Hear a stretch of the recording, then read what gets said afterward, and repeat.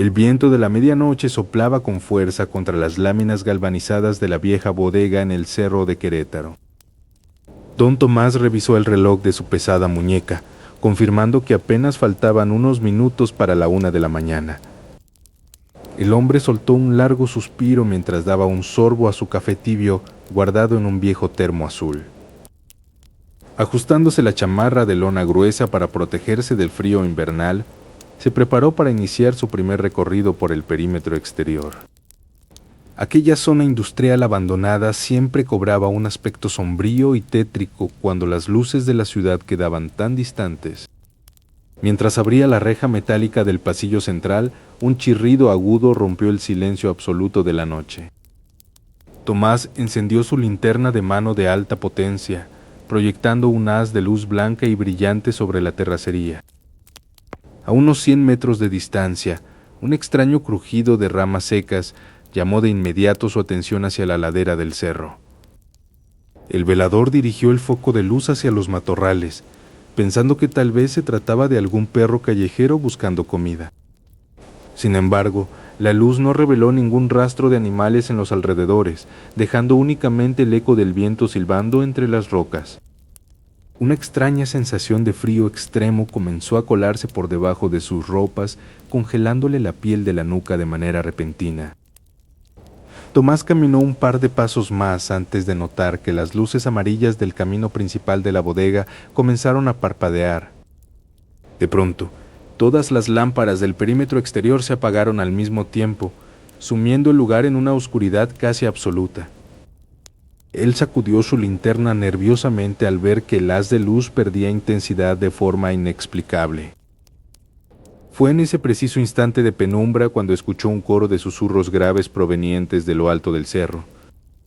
Al levantar la mirada hacia la cresta de la montaña, divisó una hilera intermitente de pequeñas luces parpadeantes que descendían lentamente. Pensando que se trataba de vándalos o ladrones locales, Tomás apagó su propia linterna para no llamar la atención. Se agachó detrás de unas cajas metálicas para observar con detenimiento el avance de aquellas personas misteriosas. A medida que las figuras se acercaban, el hombre notó que no emitían ningún sonido de pisadas sobre la grava suelta. Eran decenas de siluetas de gran estatura, completamente cubiertas por largas túnicas negras que arrastraban por el suelo pedregoso. Cada uno de los integrantes de la procesión llevaba capuchas largas y puntiagudas que ocultaban por completo sus rostros en la oscuridad. En sus manos pálidas y esqueléticas portaban antiguos candiles de hierro forjado, cuyas llamas oscilaban con un tono verdoso enfermizo. Los cánticos roncos e incomprensibles de los encapuchados hacían vibrar el aire, generando un zumbido molesto en los oídos del velador. La macabra procesión avanzaba en una fila india impecable, dirigiéndose directamente hacia el muro trasero de la bodega. Tomás temblaba incontrolablemente, dándose cuenta de que ninguna persona normal podría caminar con tal sincronía y silencio sobrenatural. De pronto, el líder de la procesión se detuvo en seco justo a unos metros de la reja principal de entrada. La figura encapuchada giró lentamente su cabeza hacia el escondite exacto donde se encontraba oculto el aterrado velador. Tomás contuvo la respiración, cerrando los ojos con fuerza para rezar una plegaria que apenas alcanzaba a recordar. Los susurros cesaron de golpe, provocando un silencio sepulcral que resultaba mucho más aterrador que los cánticos anteriores. Con mucho cuidado, el hombre abrió un ojo para mirar a través de la rendija, esperando ver que se hubieran marchado. Para su horror, toda la procesión de encapuchados se encontraba ahora mirando fijamente hacia su posición en el patio. Un hedor insoportable a azufre y tierra húmeda de cementerio comenzó a inundar rápidamente el espacio de las bodegas. El líder de las túnicas negras levantó lentamente su brazo esquelético, apuntando con un dedo largo y huesudo hacia las cajas de metal. La pesada reja de hierro de la entrada comenzó a abrirse sola, soltando un violento rechinido que retumbó en todo el cerro. Los encapuchados reanudaron su marcha silenciosa, pero esta vez cruzando el umbral directo hacia el interior de la propiedad. Desesperado por escapar, Tomás se arrastró de espaldas, intentando alejarse hacia la puerta trasera de las oficinas principales. Sus botas rasparon el suelo ruidosamente, rompiendo el pacto de silencio que reinaba en aquel maldito lugar. Al escuchar el ruido, las figuras aceleraron su paso flotante, deslizándose de forma veloz y antinatural entre los pasillos de contenedores. El velador logró ponerse de pie a duras penas y corrió hacia la entrada de la bodega, azotando la puerta de metal detrás de él. Puso el cerrojo temblando mientras escuchaba cómo decenas de manos esqueléticas comenzaban a rasgar suavemente la lámina exterior. El sonido metálico de los rasguños aumentaba de volumen, acompañado por un frío helado que empezó a congelar la cerradura por completo. Tomás dio unos pasos hacia atrás en la inmensidad de la bodega oscura, dándose cuenta de que no tenía otra salida disponible. De pronto, el espeso olor a azufre emergió también desde las coladeras del suelo, indicando que ya no estaba solo adentro. Una silueta encapuchada, aún más alta que las anteriores, comenzó a materializarse lentamente en el centro del pasillo principal. El velador dejó caer su linterna al suelo, la cual rodó titilando hasta los pies de la aparición espectral. La enorme figura alzó una mano que sostenía un objeto antiguo de oro, grabado con símbolos extraños que brillaban con intensidad. Al mirar el artefacto, Tomás sintió una extraña revelación sobre un tesoro maldito enterrado en las profundidades del cerro vecino. La aparición emitió un susurro ensordecedor que pronunció unas palabras que sellarían el destino de los pueblos cercanos. Los cerrojos de la puerta trasera cedieron con un estallido, y la horda completa de encapuchados entró en masa, rodeando por completo al velador. Justo cuando las garras pálidas del líder se extendieron para tocar su rostro, la visión cambió drásticamente hacia una antigua olla llena de monedas que aguardaba bajo la tierra del cerro maldito. La visión de la olla repleta de monedas de oro antiguos parpadeó intensamente en la mente de Mateo antes de desaparecer por completo. Su respiración agitada resonaba con fuerza en el cubículo de la bodega mientras intentaba asimilar el significado de aquel tesoro oculto. Los viejos del pueblo siempre hablaban de entierros malditos en las faldas de aquel cerro escarpado de Querétaro. Se decía que ese oro antiguo no pertenecía a los hombres, sino a criaturas diminutas y celosas que habitaban en las grietas de las rocas. Impulsado por una codicia ciega que superaba su propio miedo, Mateo tomó una vieja pala metálica y una linterna de mano. El frío de la noche calaba sus huesos mientras cruzaba la cerca perimetral y se internaba en el terreno baldío del cerro. Cada crujido de las ramas secas bajo sus botas se sentía como un susurro de advertencia que la montaña le enviaba. Su mente recreaba con obsesión el lugar exacto de la revelación, justo al pie de un enorme árbol de mezquite seco. Al llegar frente al imponente tronco retorcido, un silencio sepulcral barrió por completo los alrededores de la colina. Mateo encendió la linterna y apuntó directamente hacia la base de las raíces expuestas que arañaban la tierra reseca. Sin perder un solo segundo, clavó la pala con violencia en el suelo compactado, emitiendo un sonido seco e incómodo. El sudor comenzó a correr por su frente a pesar del viento gélido que soplaba intermitentemente desde la cima. De repente el filo de metal golpeó algo sólido y metálico en las profundidades de la fosa recién excavada. Con el corazón latiendo desbocado, el hombre se arrodilló para apartar los terrones de tierra con sus propias manos. Frente a sus ojos cansados emergió la silueta bombada de una pesada olla de barro cocido reforzada con hierro. Al retirar la tapa agrietada, cientos de monedas de oro antiguo brillaron intensamente bajo el haz de luz artificial. Mateo soltó una carcajada ahogada mientras acariciaba el metal frío de las monedas, creyendo que su pobreza había terminado. Sin embargo, un sonido similar a una risita infantil y aguda resonó de pronto a sus espaldas. Giró la cabeza lentamente hacia la oscuridad infinita del cerro, pero no vio más que matorrales estáticos. Ignorando el mal presentimiento, comenzó a vaciar las pesadas monedas dentro de un costal de yute que llevaba oculto. Pequeñas piedras comenzaron a rodar desde la parte alta de la ladera, golpeando suavemente sus botas gastadas. Al enfocar la linterna hacia arriba, distinguió varias siluetas diminutas de no más de medio metro de altura. Los seres tenían rostros arrugados como ancianos de siglos de edad, pero con ojos desproporcionadamente grandes que brillaban con malicia. Eran los duendes del cerro, los guardianes eternos de los tesoros enterrados por las antiguas civilizaciones y forajidos. Las criaturas comenzaron a silbar un tono melódico e hipnótico que hizo que la cabeza de Mateo diera vueltas. El velador amarró el costal a toda prisa y emprendió una huida desesperada cuesta abajo, tropezando con las rocas. A los lados del camino, risas burlonas estallaban desde la maleza densa, moviéndose al mismo ritmo de su carrera. Una fuerza invisible e imprevista jaló con fuerza el dobladillo de su pantalón, haciéndolo morder el polvo con violencia. La linterna rodó por la pendiente lejana, quebrando su lente de cristal y dejando la escena sumida en una penumbra azulada. Mateo se levantó gimiendo de dolor, negándose rotundamente a soltar el valioso costal con las monedas de oro.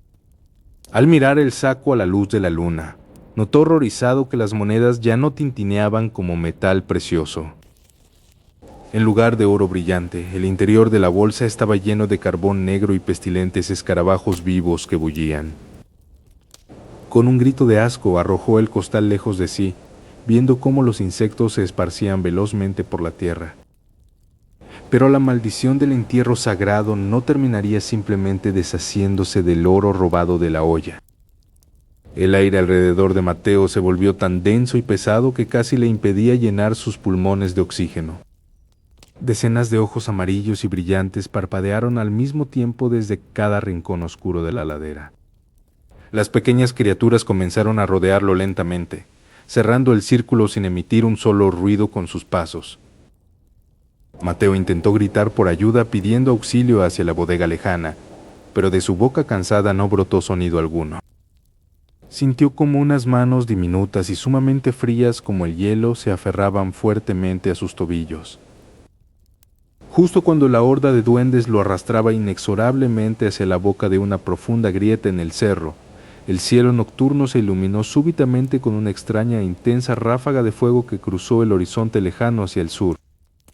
Aquella intensa ráfaga de fuego cruzó el firmamento transformándose en misteriosas esferas flotantes sobre las laderas del gran volcán de Guatemala. Los habitantes del pueblo en las faldas de la montaña interrumpieron sus festejos de Año Nuevo al notar el extraño resplandor carmesí. Una anciana del lugar dejó caer su vaso de ponche caliente mientras señalaba con manos temblorosas hacia la cumbre envuelta en bruma. 3 esferas perfectas de fuego denso flotaban inmóviles justo por encima del cráter principal, desafiando toda lógica física. Mateo, un joven fotógrafo local que documentaba las tradiciones de la festividad, apuntó rápidamente su cámara réflex hacia el cielo. Al mirar a través del lente, descubrió que las orbes no emitían humo ni chispas, sino que parecían masas de energía viva. De pronto, una de las esferas comenzó a descender a una velocidad vertiginosa directamente hacia las zonas habitadas. El ganado en los corrales cercanos empezó a embestir los maderos desesperadamente, emitiendo lamentos roncos llenos de pavor. Los perros de la comunidad callaron de golpe, arrastrándose bajo las estructuras de madera con el rabo entre las patas. Mateo corrió hacia su camioneta con el fin de acercarse al lugar exacto donde la primera esfera parecía haber aterrizado.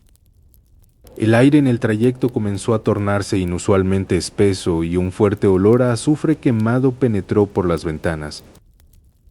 El motor del vehículo empezó a fallar intermitentemente, haciendo que las luces del tablero parpadearan con un ritmo frenético.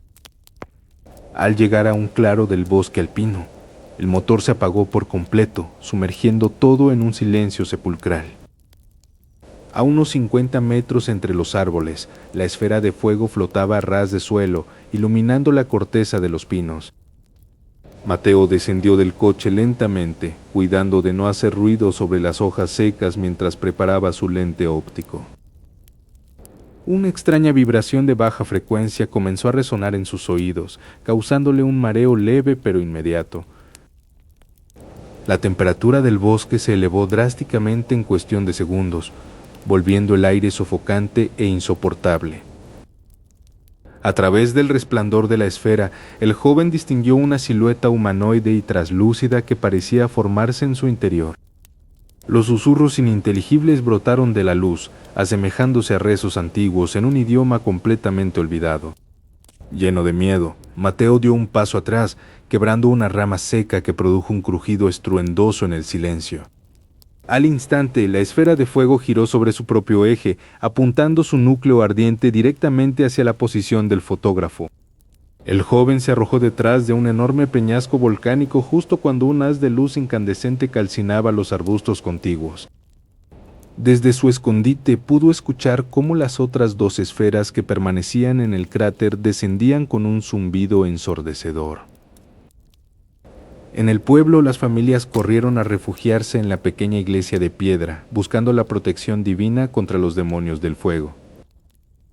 El párroco local comenzó a tocar las campanas a rebato, un sonido metálico y desesperado que se extendió por todo el valle. Mateo arriesgó una mirada por encima del peñasco y vio que las tres esferas se habían unido, formando un anillo llameante perfecto. El anillo comenzó a abrir una especie de grieta oscura en el espacio, revelando una negrura más profunda que la propia noche.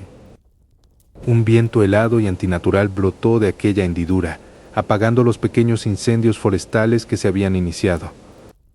Mateo sintió que su cámara se calentaba tanto que tuvo que soltarla, viendo cómo el plástico de la carcasa comenzaba a derretirse. De la grieta espacial emergió un apéndice largo y sombrío, compuesto de humo denso que no se disipaba con el viento forestal. La criatura de humo buscaba algo con movimientos erráticos, tanteando el suelo y destrozando las rocas con una fuerza descomunal. El joven fotógrafo contuvo la respiración, pegándose tanto como pudo a la superficie fría del peñasco protector. Una luz dorada y mortecina comenzó a parpadear en el fondo del abismo oscuro, revelando extrañas runas grabadas en el aire. El repique de las campanas de la iglesia cesó súbitamente, dejando paso a un eco que zumbaba en toda la cordillera. El tentáculo de sombra pareció detectar el cambio en las vibraciones y se dirigió a toda velocidad hacia la roca de Mateo. Sin más opciones, Mateo corrió desbocado hacia la pendiente desprotegida del volcán, resbalando constantemente entre la gravilla suelta. La sombra viviente partió el peñasco en dos, con un golpe seco, levantando una nube de polvo que cubrió el claro por completo. Desde la cumbre del volcán, un rugido sordo brotó de las entrañas de la tierra, haciendo temblar el suelo bajo los pies del fugitivo. El anillo de fuego comenzó a expandirse de nuevo, amenazando con engullir no solo el bosque, sino a toda la población civil. Justo cuando Mateo caía de rodillas, completamente acorralado al borde de un abismo, la sombra se materializó frente a él, revelando que el portal no era un túnel al espacio, sino un pasaje directo a los sótanos malditos de una antigua hacienda en Cajamarca, Perú. Mateo sintió el frío golpe de la piedra húmeda contra sus mejillas mientras el olor a azufre inundaba sus pulmones. Sus dedos se cerraron sobre el suelo áspero, encontrando restos de cera derretida y marcas de arañazos profundos. Un susurro femenino, cargado de una pena antigua, resonó desde las sombras más densas del rincón. Él levantó la cabeza y vio la silueta de una mujer joven sentada en un banco de madera podrida. Ella vestía un traje de novia amarillento por el tiempo, cuyos encajes se deshilachaban como telarañas. Mateo intentó retroceder, pero sus piernas no respondían ante la presencia magnética de la joven. La joven se giró lentamente, revelando un rostro pálido marcado por venas que latían con una luz negra. Ella comenzó a relatar cómo su propia familia la había ofrecido al Señor de las Profundidades para salvar la hacienda. Los muros de la habitación parecieron sangrar una sustancia aceitosa mientras el relato avanzaba. Lucía explicó que el pacto no se cerró con oro, sino con su propia alma y su carne eterna. De repente, la temperatura bajó tanto que el aliento de Mateo formó pequeñas nubes de vapor en el aire. Una sombra gigantesca comenzó a despegarse de la pared detrás de la novia, estirando sus extremidades deformes. Los ojos de la aparición brillaron como brasas al rojo vivo en medio de la oscuridad absoluta. Lucía gritó sin emitir sonido alguno, mientras su cuerpo comenzaba a levitar sobre el suelo de piedra. Mateo buscó desesperadamente una salida, pero la puerta de madera se había convertido en piedra sólida. La sombra envolvió a la joven con sus dedos de humo, fusionándose con su silueta blanca. Ella ya no era Lucía, sino un recipiente para la entidad que habitaba los cimientos de Cajamarca. Mateo encontró un crucifijo de plata oxidada tirado entre los escombros y lo apretó con fuerza. El espectro rugió con una vibración que hizo que el techo de la hacienda comenzara a agrietarse.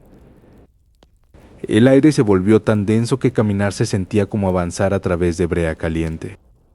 Lucía extendió su mano, y las uñas le crecieron instantáneamente hasta convertirse en garras negras. Él le dijo que ahora él sería el testigo necesario para perpetuar el ciclo de sangre. Mateo cerró los ojos y comenzó a rezar una oración que apenas recordaba de su infancia. Un estallido de energía invisible lo lanzó contra la pared, dejándolo sin aliento por un instante. El llanto de cientos de almas atrapadas empezó a emanar de las grietas del suelo. La aparición espectral se inclinó sobre él, su aliento olía a tierra de cementerio y flores podridas. Las paredes de la hacienda comenzaron a mostrar visiones de sacrificios realizados hace siglos. Lucía le mostró una herida en su costado que nunca dejaba de sangrar. Cada gota que caía al suelo se transformaba en un pequeño insecto negro que huía hacia la oscuridad. Mateo notó que el tiempo parecía detenerse. Los escombros suspendidos en el aire no caían. La voz del diablo, filtrada a través de la garganta de Lucía, exigió un nuevo pacto. Él se negó aferrándose al pensamiento de su familia y su vida en el exterior. La entidad rugió con tal fuerza que los vidrios de las lámparas antiguas estallaron en 1000 pedazos. Lucía se abalanzó sobre él, sus dedos rodeando su cuello con una fuerza sobrehumana. La vista de Mateo comenzó a oscurecerse mientras el aire abandonaba sus pulmones. Justo en el límite del desmayo, un relámpago de luz blanca atravesó el techo del sótano. La aparición retrocedió gritando como si la luz quemara su esencia corrupta. Lucía cayó al suelo, recuperando por un momento la paz en su mirada antes de desvanecerse. Pero la tregua fue corta, pues las sombras del sótano comenzaron a reorganizarse en una forma aún más aterradora. Mateo escuchó un estruendo de agua corriendo que no provenía de las tuberías, sino del mismo suelo. Una corriente invisible lo arrastró hacia una nueva grieta que se abría en el muro este. Las paredes de la hacienda desaparecieron, reemplazadas por la vegetación espesa de una orilla de río. A lo lejos, el llanto de una mujer comenzó a mezclarse con el sonido del agua fluyendo. Mateo vio una figura vestida de blanco caminando sobre la superficie del río, buscándolo. Justo cuando la mano de la Llorona rozaba su hombro, Mateo vio aparecer al hombre del sombrero de copa, bloqueándole el único escape. El aire gélido de la noche se congeló en los pulmones de Mateo cuando la silueta del sombrero de copa se materializó frente a él. A sus espaldas, el llanto desgarrador de la mujer del río creció en intensidad, agitando las aguas oscuras con una violencia sobrenatural. El joven retrocedió 1 milímetro, pero el lodo pegajoso de la orilla atrapó su bota izquierda, hundiéndolo en la desesperación. La mano podrida y húmeda de la Llorona rozó el cuello de su chaqueta de mezclilla, dejando un rastro de vaho helado. Frente a él, el hombre sin rostro inclinó levemente su enorme sombrero, extendiendo una sombra que devoraba la poca luz lunar. En ese instante de parálisis, un recuerdo de la infancia cruzó la mente de Mateo como un relámpago en la oscuridad. Recordó a su abuela sentada junto al viejo fogón de la casa de adobe, advirtiéndole sobre los peligros de caminar cerca del agua al anochecer. Ella siempre decía que los muertos sin descanso buscan carne viva para anclarse de nuevo a este mundo terrenal. La realidad golpeó a Mateo con la fuerza de una corriente helada cuando el crujido de las ramas rotas lo trajo de vuelta. El ser del sombrero de copa dio un paso al frente, revelando que sus pies no tocaban el suelo cubierto de hojas muertas. Mateo intentó gritar, pero su garganta seca solo produjo un silbido ahogado que se perdió en el rumor del agua. De la túnica de la mujer brotaron hilos de agua negra que comenzaron a reptar por la orilla como serpientes líquidas. Los hilos rodearon los tobillos del muchacho, transmitiendo un frío tan intenso que entumeció sus músculos de inmediato. Entre los lamentos de la aparición, Mateo creyó escuchar el eco distorsionado de la voz de su difunta madre llamándolo por su nombre. Una aparición espectral con el rostro pálido de su madre emergió brevemente del río, extendiendo sus brazos suplicantes. «Mateo, ven conmigo al fondo», susurró la entidad, combinando la dulzura materna con una malicia espeluznante. El engaño avivó el instinto de supervivencia de Mateo, quien sacó fuerzas de la flaqueza para tironear de su pierna atrapada. Pero el hombre del sombrero de copa no permitiría una huida tan fácil y extendió su mano de humo hacia la frente del joven. Una oleada de visiones oscuras inundó la mente del muchacho al romperse la distancia entre el monstruo y él. Vio procesiones antiguas de monjes sin rostro cruzando los mismos campos coloniales que ahora pisaba. Contempló rituales olvidados donde la sangre se mezclaba con el agua del río para calmar el hambre de la tierra. Cada visión carcomía la cordura de Mateo, arrastrándolo a un abismo de desesperación absoluta. La Llorona avanzó desde el agua, arrastrando sus largos cabellos sobre el suelo como si fueran raíces malditas. Con un último esfuerzo supremo, Mateo hundió su mano libre en el fango y desenterró una vieja raíz gruesa para impulsarse. Su bota se liberó con un chasquido húmedo, haciéndolo rodar hacia un costado del camino boscoso.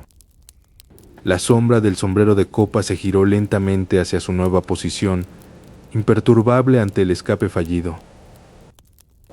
El susurro de las hojas secas anunció que la Llorona también reorientaba su acecho, flotando ahora sobre los matorrales. Mateo recordó otra advertencia de su infancia, una que hablaba de un amuleto de plata enterrado en el jardín de su antigua casa. Su mano tropezó con un objeto metálico y frío semienterrado entre las raíces del sauce más viejo. Lo desenterró febrilmente limpiando el lodo para revelar las inscripciones sagradas grabadas en la superficie plateada. Al alzar la reliquia, un tenue destello de luz blanca brotó del metal, haciendo retroceder las sombras más cercanas. El hombre del sombrero de copa emitió un sonido sibilante, similar al de una hoguera extinguiéndose en el agua. La Llorona soltó un alarido de frustración, replegándose hacia la seguridad de las corrientes del río. Sabiendo que el poder del objeto era temporal, Mateo se puso de pie de un salto y corrió con las fuerzas que le quedaban. Sus pisadas resonaban en la noche, acompañadas por el eco de susurros malditos que aún flotaban en el viento. La niebla comenzó a cambiar de color, tornándose de un gris mortuorio a un verde rancio y espeso. Las paredes agrietadas y los ventanales rotos revelaban la fachada de una escuela vieja y abandonada.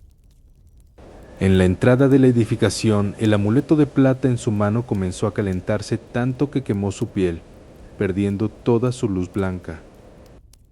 Cuando Mateo levantó la vista herido, las pesadas puertas de madera de la vieja escuela se abrieron solas, revelando una marea de gatos negros con ojos llameantes que lo observaban desde la absoluta oscuridad del interior. Mateo retrocedió sobre el pavimento frío mientras los ojos amarillos de los gatos brillaban intensamente en el umbral. El aire se volvió pesado y el olor a azufre inundó sus pulmones con cada respiración agitada. Una fuerza invisible pareció arrastrarlo hacia el interior del departamento, que antes fuera la dirección de la escuela. Los maullidos de los gatos no eran sonidos animales, sino susurros distorsionados que pronunciaban su nombre. Mateo cerró los ojos con fuerza intentando despertar de lo que creía que era una pesadilla lúcida. De repente, un golpe seco resonó contra el suelo de madera podrida justo a sus pies. Una sombra alargada se proyectó desde la esquina de la habitación, cubriendo el cuerpo de Mateo. A diferencia del miedo que sentía antes, esta nueva presencia emanaba una extraña sensación de protección. Los gatos negros retrocedieron gruñendo, mostrando sus garras contra la sombra protectora. En las paredes empezaron a aparecer marcas de quemaduras que formaban símbolos de brujería antigua. Mateo comprendió que su estancia en Toluca lo había convertido en el blanco de un ritual oscuro. La sombra se materializó frente a él, revelando la figura de un antiguo conserje que murió en el edificio. El espíritu señaló hacia una pequeña puerta oculta detrás de un estante de libros pesados. Mateo empujó el mueble con todas sus fuerzas mientras escuchaba los arañazos de los gatos en la madera. Al abrir la puerta, descubrió un altar lleno de fotografías viejas de los alumnos desaparecidos. Sintió una profunda tristeza al ver que su propio rostro aparecía en una de las fotos recientes. El líder de los gatos, un felino enorme de pelaje erizado, saltó hacia su garganta. La sombra del conserje interceptó el ataque, disolviendo al animal en una nube de humo negro. Mateo se desplomó contra la pared, sintiendo que el frío del lugar le robaba la energía vital. Debía destruir el altar antes de que la brujería terminara de consumir su alma. Con un grito de rabia, Mateo derribó las velas y comenzó a romper los objetos sagrados del rito. El suelo comenzó a temblar y los lamentos de las almas atrapadas llenaron el aire. Una voz ronca y femenina retumbó desde las sombras, maldiciendo su intromisión. El fuego comenzó a propagarse rápidamente por las cortinas viejas y los papeles acumulados. La sombra protectora lo empujó hacia la salida principal mientras el techo empezaba a ceder. El calor era insoportable y el humo le impedía ver el camino hacia la libertad. Vio a los gatos negros arder sin emitir sonido, transformándose en ceniza que flotaba en el aire. Finalmente, Mateo alcanzó la rampa de concreto y rodó hacia la calle bajo la lluvia repentina. Observó cómo las llamas devoraban la vieja escuela, llevándose consigo décadas de secretos oscuros. Sabía que la protección de la sombra no había sido gratuita y que ahora estaba vinculado al lugar. Las sirenas de los bomberos se escuchaban a lo lejos, rompiendo el silencio sepulcral de la noche. Al revisar sus bolsillos, encontró una llave de latón antigua que no recordaba haber tomado. Una risa infantil resonó en sus oídos a pesar de que no había nadie más en la calle. Las sombras en el pavimento parecían moverse de forma independiente a los objetos que las proyectaban. Caminó sin rumbo fijo, tratando de alejarse del calor que todavía sentía en su piel. En su mente, vio la imagen de una escuela aún más grande siendo demolida bajo un sol negro. Comprendió que el fin de esta escuela era solo el principio de una purga espiritual necesaria. El departamento de Toluca ya no existía, pero las entidades que lo habitaban seguían libres. Mateo se detuvo frente a un escaparate y vio que su reflejo no se movía al unísono con él. Justo cuando iba a tocar el vidrio, una mano pálida y pequeña salió del reflejo y lo sujetó con fuerza por la muñeca. El frío helado de la mano pálida se clavó profundamente en mi carne, inmovilizando mi brazo por completo en la oscuridad de la vieja aula. Tiré con todas mis fuerzas hacia atrás, sintiendo cómo los dedos invisibles se cerraban aún más alrededor de mi muñeca entumecida. Un crujido sordo resonó desde el interior del vidrio, como si el espacio mismo dentro del reflejo se estuviera rompiendo en 1000 pedazos. Cerré los ojos con fuerza mientras murmuraba una súplica desesperada, esperando el golpe final de aquella entidad sin rostro. De repente un estruendo metálico y ensordecedor provino desde el patio exterior, sacudiendo los cimientos de la escuela Cuauhyacatel. La presión en mi muñeca cedió instantáneamente, haciéndome tropezar de espaldas contra los viejos casilleros oxidados del pasillo. Miré mi brazo tembloroso y noté una marca violácea con la forma exacta de unos dedos pequeños marcados en mi piel. Afuera, los potentes motores de las excavadoras pesadas rugieron, anunciando que el día de la demolición final había llegado. Me levanté con dificultad, apoyando mis manos en las paredes agrietadas que parecían quejarse ante el inminente final de su historia. El aire del inmueble se sentía denso, cargado con el peso de miles de recuerdos infantiles que se negaban a ser borrados. Un silbido suave cruzó las aulas vacías, imitando el eco lejano de risas y murmullos escolares de décadas pasadas. Sentí una profunda melancolía al comprender que este bastión de almas perdidas estaba a punto de desaparecer para siempre bajo el concreto. Un golpe seco en el techo me hizo mirar hacia arriba, viendo cómo las primeras fisuras cruzaban el yeso envejecido. Caminé a paso apresurado hacia la rampa principal, ansioso por abandonar el perímetro antes de que las máquinas iniciaran el derribo. Al llegar al patio central, el tiempo pareció detenerse por completo y una densa niebla de color violeta comenzó a surgir del suelo. El ensordecedor ruido de los motores exteriores se apagó bruscamente, sumergiendo a toda la estructura en un silencio sepulcral. Figuras translúcidas empezaron a materializarse en los pasillos superiores, asomándose silenciosamente por encima de los barandales. No sentí miedo esta vez, sino una extraña sensación de reverencia ante aquella asamblea de espectros del pasado. Eran los niños y maestros que alguna vez llenaron de vida estas aulas, atrapados en un bucle temporal que llegaba a su fin. Una melodía onírica e incorpórea flotó en el aire, asemejándose a un himno escolar cantado por un coro lejano. Los espíritus comenzaron a levantar sus manos pálidas, saludando no con ira, sino en un gesto de despedida definitiva. Una figura más alta, que reconocí como la sombra protectora que me había acechado, asintió levemente desde la entrada principal. Comprendí entonces que la escuela vieja de Toluca no albergaba maldad, sino solo un profundo dolor por el olvido. La densa niebla empezó a elevarse hacia el cielo matutino, arrastrando consigo las siluetas luminosas de los fantasmas. Una brisa helada sopló por última vez, limpiando los pasillos de las malas energías de la brujería y los gatos negros. Un repentino crujido masivo devolvió la realidad de golpe, disipando la visión onírica en una fracción de segundo. El ensordecedor rugido de las excavadoras regresó, y vi cómo la primera gran bola de demolición impactaba contra el ala este. Corrí con frenesí hacia las rejas exteriores, cruzando el umbral justo cuando los muros del primer piso comenzaban a colapsar. Me detuve al lado de los obreros de la construcción, jadeando con fuerza mientras contemplaba el desplome de la gran estructura. El techo principal se dio con un estruendo catastrófico, sepultando las habitaciones del viejo departamento bajo toneladas de piedra. Entre la densa polvareda gris, me pareció ver por un instante el contorno final de dos manos infantiles entrelazadas desvaneciéndose. Una profunda quietud espiritual descendió sobre el terreno baldío, como si la tierra misma respirara aliviada tras años de tormento. Los oscuros mitos de Querétaro, Guatemala, Cajamarca y Toluca encontraban finalmente un punto de descanso en mi memoria. La maldición de la olla de monedas, las esferas de fuego y la novia del diablo eran ahora simples ecos disipados. El misterio de la escuela Cuauhyaquetl quedaba sepultado bajo el peso del progreso, liberando a vivos y muertos de su yugo. Toqué la cicatriz ya desvanecida de mi muñeca, comprobando que el frío fantasmal había sido reemplazado por la calidez del sol. Los espíritus del inmueble habían completado su última lección, enseñándome que incluso el dolor más antiguo anhela la paz.